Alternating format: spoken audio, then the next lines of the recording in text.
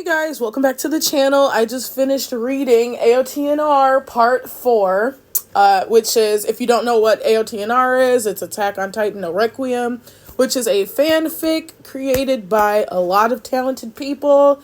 It's basically a alternate ending to the ending we got with Attack on Titan.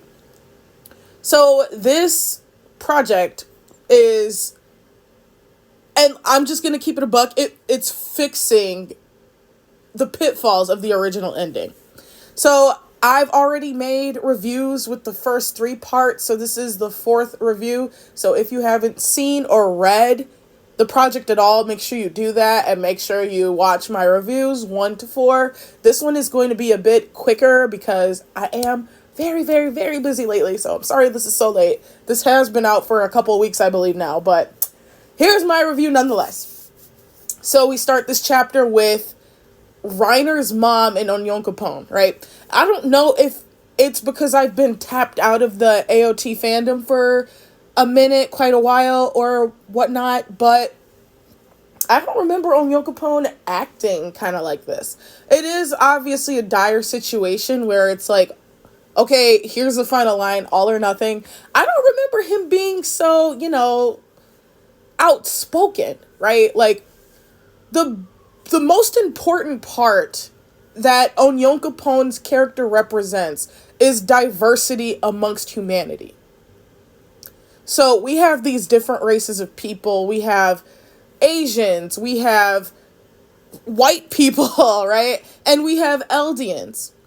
The weirdest person to see for Sasha, but I feel like this goes for all of the 104th. Sasha's just the only person who pointed this out. She's like, why are you black? To Onyonkopon. And he says, oh, well, that's simple.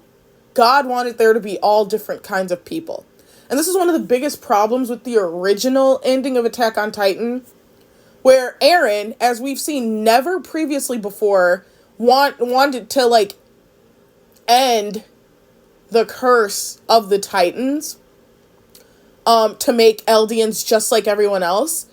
We saw he was against, passing the burden down to, on a family line. We saw he was more against that, because it's seen as this non-consensual, really, thing. It's this burden, right? So, for Onyonkopon to be this character who says this, that is his importance in the series, his blackness. But overall, as a character, I do feel like he is a little bit more composed and, chill. So it was interesting to see him be like, hey, fuck all you people. We need to work together. I guess that is something he would say, right? Especially if he believes that God wants all different people to be on Earth together. I guess he would be the person to say something like, okay, what's it gonna be? Because this is the final line. I also enjoyed how there was the mention, how nonsensical would it be for the Marleyan government to know something like a rumbling was possible and not have an underground bunker? That makes absolutely no sense, and it's something I didn't even think of, while reading the series.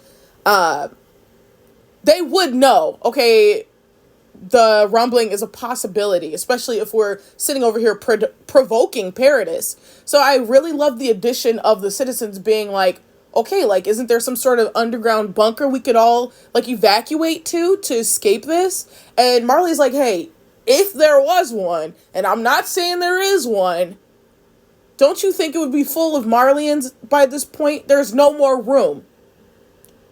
In other words, you are not allowed in there.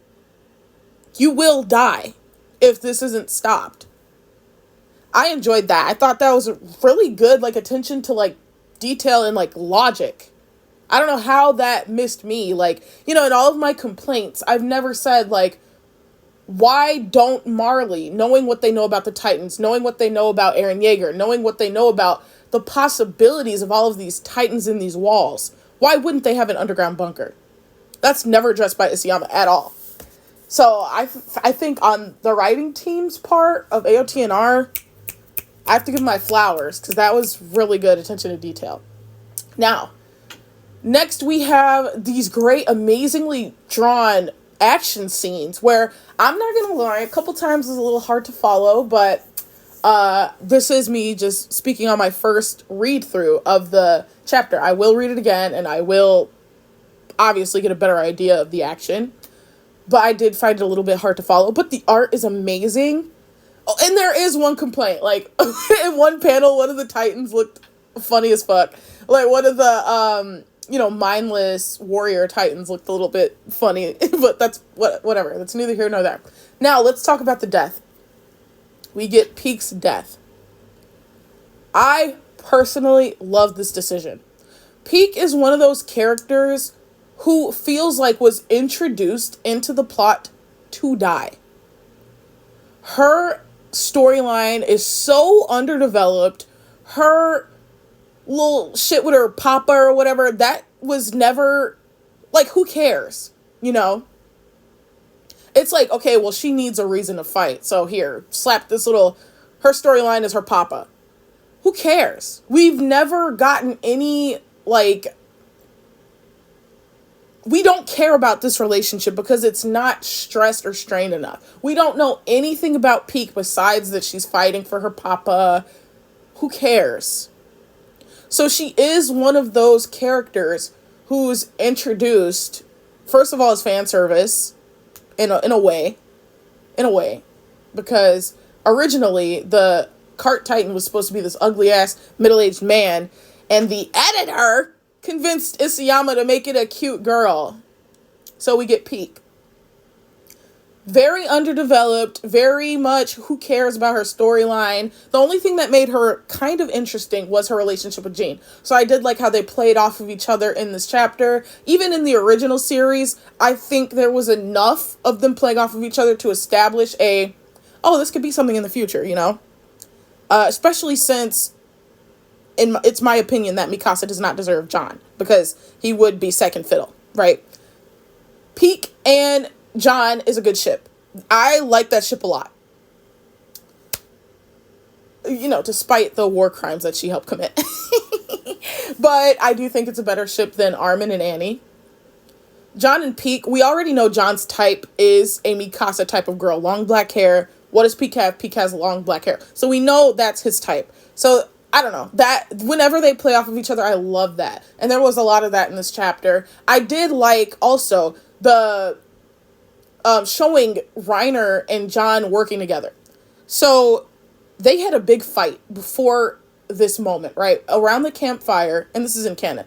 Around the campfire, John was beating the fuck out of Reiner. Like, bro, you killed his fucking mom. If you hadn't killed his mom, if his mom hadn't died when you guys did your terrorist attack against Paradis, none of this shit would have happened.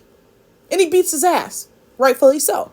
So, attention has to be paid to them working together now. Like, for audience satisfaction, we have to see these two people who are just at each other's throats working together. And, like, actually take time with that. Isayama's biggest problem was that he wanted shit for some reason, maybe arbitrarily.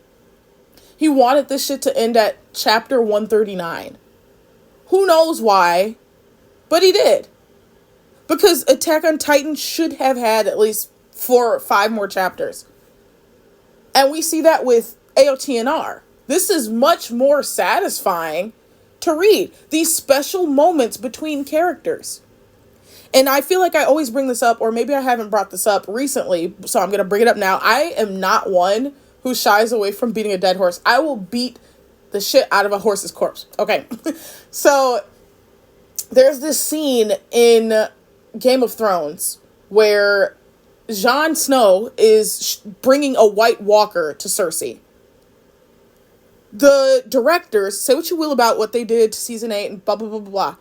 They knew and they took special attention to all of these characters meeting each other again since horrific shit has happened throughout Game of Thrones. They're all in this pit showing Cersei this White Walker. There's moments of this character looking at that character. Oh my god, remember when that character killed that character's sister? Oh my god, remember when that character raped that character? Oh my god, remember when that character did that to this character? And all of these moments are highlighted even if just by looks. There's a moment there that you as an audience get like, ooh, yeah, like, damn, he hasn't seen him since he killed his brother. Oh, fuck, like, he hasn't seen him since he killed Ned, right? Like, shit like that. Like, you have these moments as the audience where the payoff is in those little looks. Whereas in the last episode, or in the last chapters of Attack on Titan, you do not get that. There is no Levi and Annie interaction, right? So I really did like the attention to these moments between Peak and John, and like slowing shit down, but not fucking up the pacing. Now there's another comment I want to make. At first I was going to be like, the pacing is kind of by starting this chapter off with Onyonkopon and Reiner's mom. But I changed my mind because I was like, okay, like, obviously there was a character falling in the last chapter, so we want to get back to see what happened to whoever that character was. Turns out that character was obviously John. But we still needed to see where Onyonkopon ended up and landed.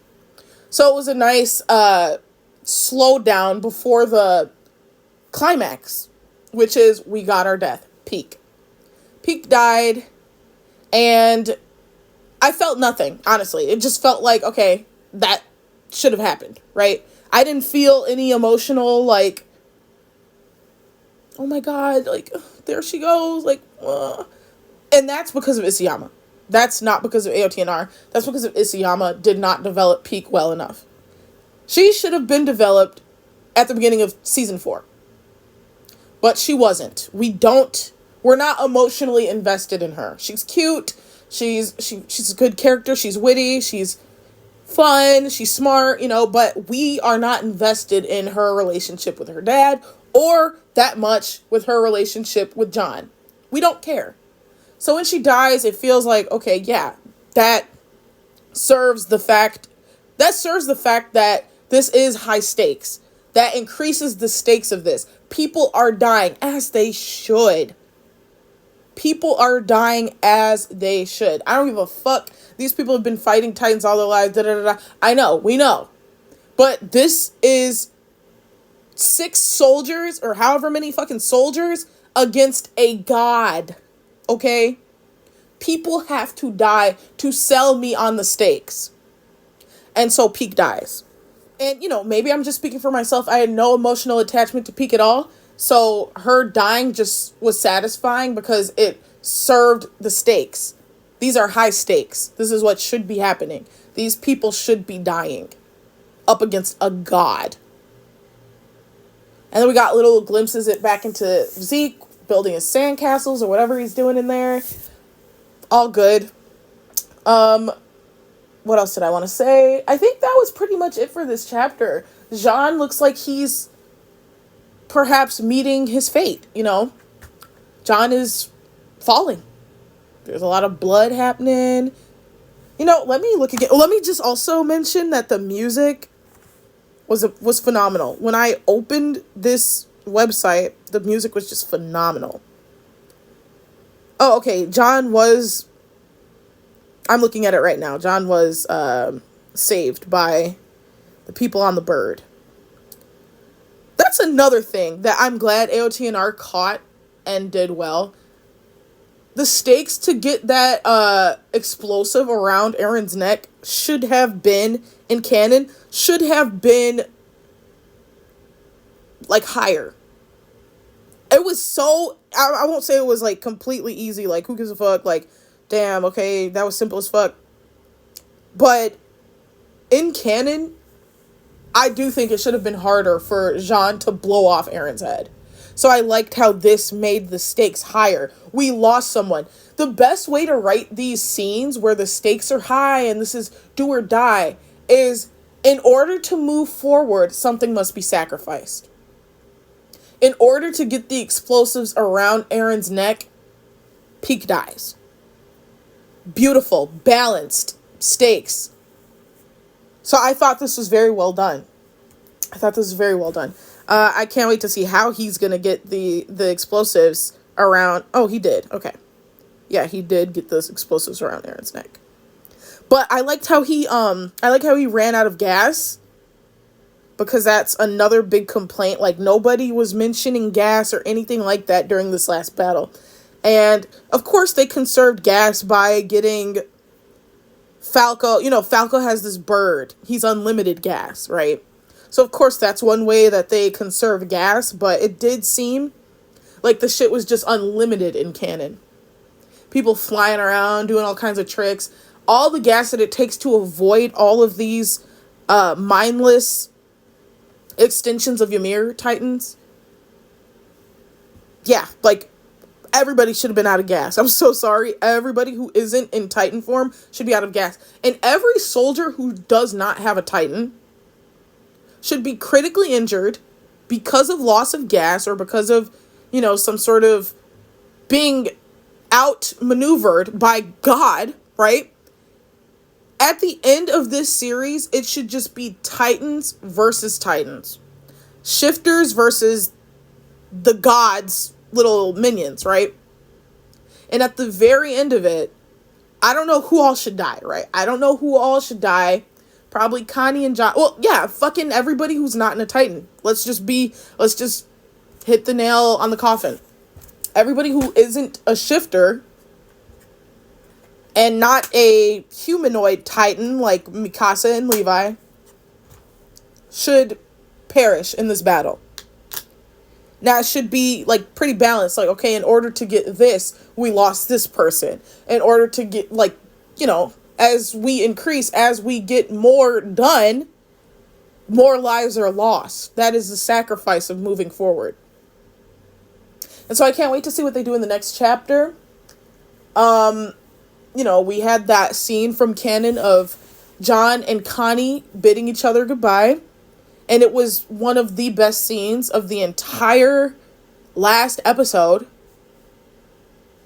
because it was the only thing that gave the shit stakes. It made sense, and they should have died. Let's be so honest. And yeah, I guess that's all I gotta say for this. I can't wait to see the next episode. I loved the highlighting of the stakes in this, and the art was very, very, very good, except one goofy looking Titan. Anyways, other than that, I cannot wait to see what comes next out of this fanfic. The way Attack on Titan should have ended. If Isayama, I feel like he definitely has seen this or read this or anything. There's articles written about this. Like, I think I saw an article on comicbook.com about AOTR. And I was like, period, there we go. So I definitely feel like Isayama has seen this. And if he takes anything away from this, he should take that he should have had more chapters to flesh out these character moments. Bye!